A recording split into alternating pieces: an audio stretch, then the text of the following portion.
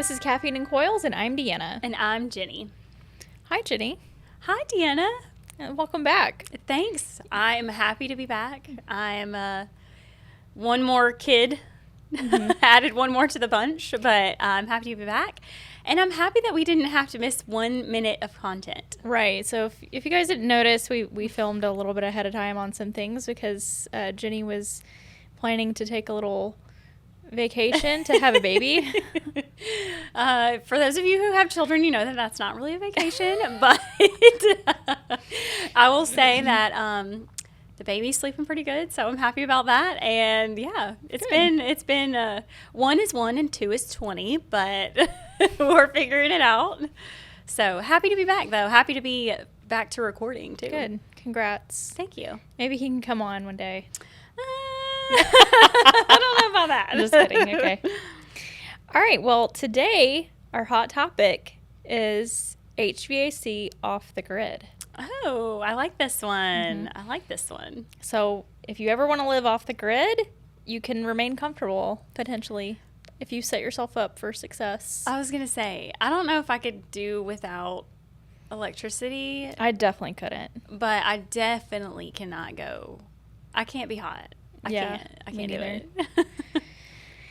So some reasons why you might want to go off the grid would be environmental sustainability, cost savings over time, and practicality for remote locations. So there's some places where, maybe you want to go live in the middle of the woods. Okay, but what about like the conspiracy people like yourself? Yeah, exactly. Who doesn't want to be tracked by the government. Exactly. People that are preppers, people that, want to live in the woods.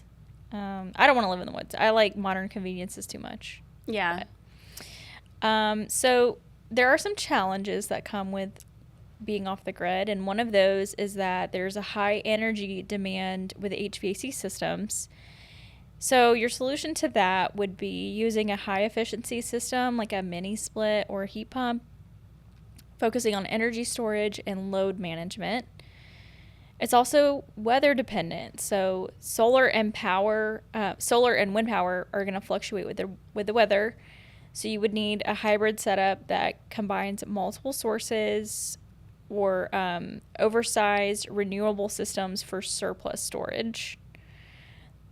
Also, there's going to be a high initial cost with some of these systems that you install. So you have to be aware of that. You might have to do a phased upgrade, maybe leverage tax credits, or choose specific off-the-grid designs. Energy storage limitations. So batteries, obviously have a capacity constraint. So you would have to make sure that you have high-capacity batteries, proper insulation, and monitor your energy use. There's also extreme weather impacts. So here, obviously in the South, we have extreme heat at times. So you would have to make sure that you focus on a passive HVAC design that assists you with your cooling or have robust insulation. You also need backup power, so generators, but those can be noisy. And so you might also want to use something like a hydrogen or thermal storage system. And there's limited technology options, so many HVAC systems aren't off-the-grid compatible, so you would have to do research for explicitly designed off-the-grid living.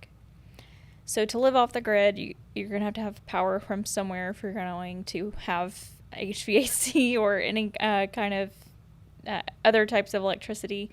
So you're going to have solar energy. Those are photovoltaic panels, and that would be your primary power source. Wind power, so you could get some, go out into the middle of the woods and put up some turbines. No, that wouldn't be very smart if you're in the woods. So that's another location type thing that you would have to be aware of. Also, if you're in the woods, solar panels probably aren't going to work. If you're in the woods, you're probably just not going to be able to have HVAC, I think. Okay, let me ask you this. If you were to live off the grid, where would you want it to be? Like, what remote place would you want it to be, and why? I just need to know. I don't really know why I need to know, but I need to know. Okay, ideally, yeah, I would live on the top of a mountain somewhere where it only takes me 10 to 15 minutes to get to town.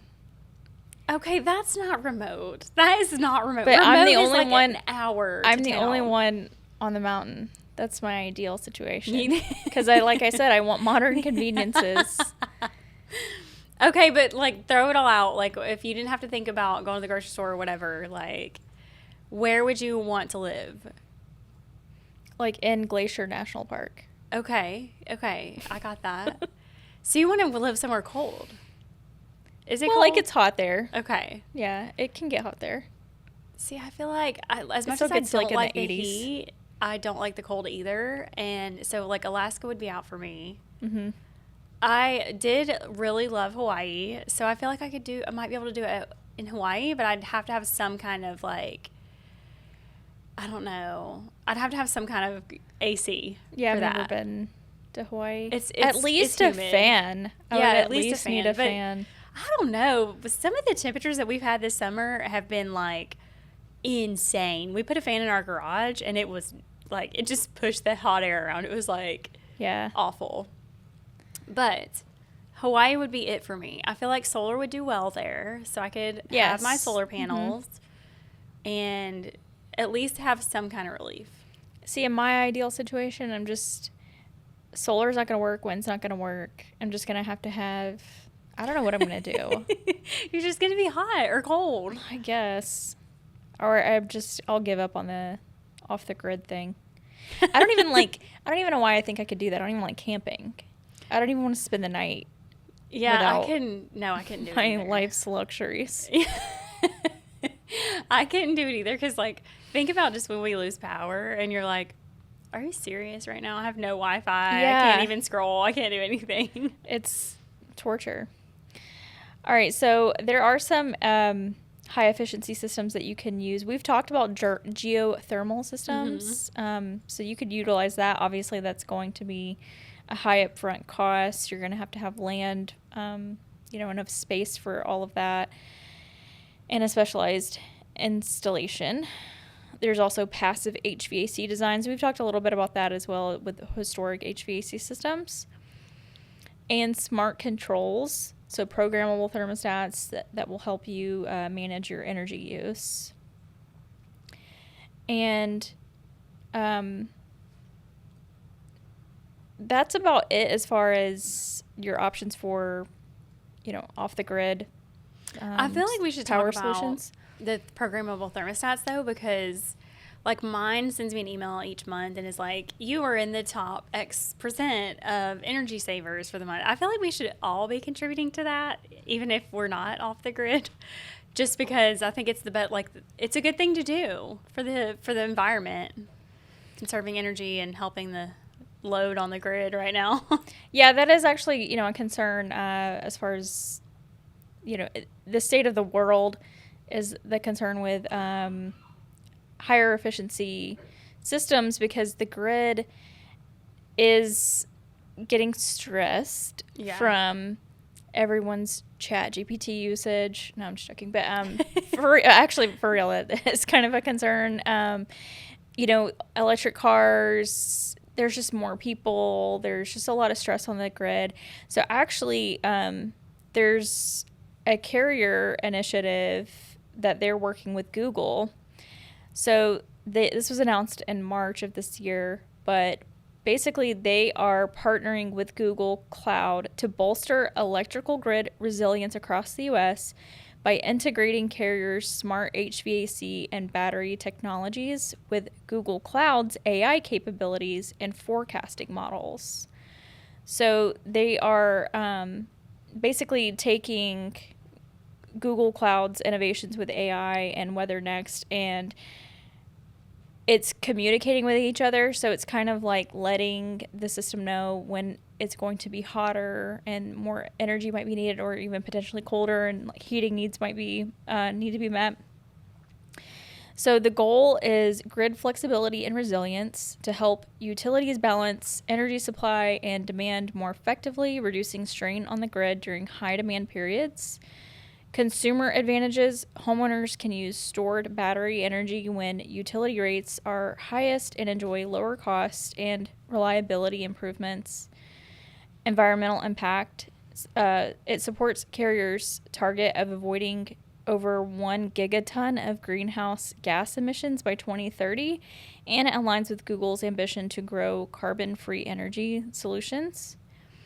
And it's a smart microgrid concept. An aggregated home battery system could function like a virtual power plant, enhancing grid stability through collective response. So they're doing a phased rollout through 2027. Their pilot phases are underway, and they're aiming to scale up to a nationwide adoption by or after 2027. Ooh, I can't wait to hear how that goes. That's so interesting. I know we've talked about how AI is really entering our industry, whether it be through weather monitoring. I know iFlow came on with us, and they talked about how their product integrates And AI XOI. weather. Yeah, and XOI. Like, everybody's really taken the AI advantages and trying to apply them to real world problems. So I can't wait to see what that brings to our industry, and just helps conserve, kind of help with the load on the grid and stuff like that. So that's interesting. I haven't heard about that yet. Yeah, so be on the lookout for that. I mean, it wouldn't really help someone like me who doesn't have any kind of like solar power or anything like that. But I mean, I think we'll probably see more of that type of stuff in the future. So I think getting ahead of it and getting the technology in line, it'll just make it even more effective. And then as more and more people are able to get on board, it'll be nice to have. I definitely feel like there's kind of like there's like ebbs and flows, because I know we talked about data centers when we had Shane McKnight on with us, and he was talking about how those are popping up everywhere all around Atlanta. I just recently learned that each of those data centers actually has its own substation, like power substation, that is built alongside of it, because that's how much power they require. So it's like, okay, I feel like, there's like our industry, we're trying to reduce the load, and then we have other people, that are putting more stress on the load while we probably need it and we're probably going to benefit from it. It's like it's a balancing act for sure. Yeah. I mean, I feel like sometimes technology is advancing too fast and like we can't keep up. But with things like this, using AI to help manage the grid and manage the power, that's just people can make smarter decisions, and we can program our thermostats better and all of that. I think it's nice. I mean, I'm always going to be at my nice crispy 68. I don't know what you guys are doing, but people like Jenny are softening the blow for people like me. I'm a 74 during the day. Oh. Okay. And then if we're not home, it goes to like 77, which there's a lot of like talk of whether you should actually let that happen or not. Yeah. Haven't we talked about that? It takes so much energy to pull it back down. But by the time we are at home, like it's the evening, and usually like the weather is less. Do you have like an embedded system that helps control your humidity, or?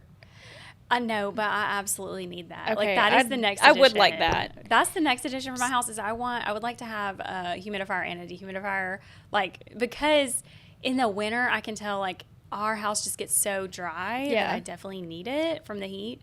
And then in the summer, especially over this last summer, it's just like, because there's a humidity. What is that called? What did we say it was?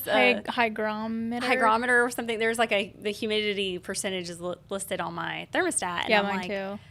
Oh, Ray wow. doesn't do anything about it. It's really humid in here. Like, no wonder it feels so hot. So, yeah, I definitely need a dehumidifier and a humidifier. It would probably actually help run, like our compressor and stuff would run less. Like the air conditioner would run a lot less if it was a little less humid. So.